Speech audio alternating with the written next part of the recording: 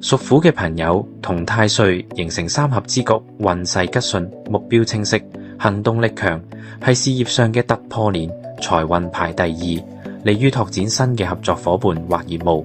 人緣宮因三合而增強，團隊合作順利。三台華蓋，主權力、地位同埋才華，有利於升職同埋創意發揮。同時留意官府帶嚟嘅法律文件問題，解決防備方案，確立目標，將企圖心化為實際行動，勇於承擔新嘅挑戰同埋責任，更上一層樓。財運趨旺，正財收入穩定，可投資自身能力提升，將係最佳回報。文件檢查，受官符空星影響，涉及簽約、合作、借貸，必須尋求專業人士核查，避免疏忽惹上官非。感情生活穩定發展，單身者可多留意長輩或朋友介紹嘅對象。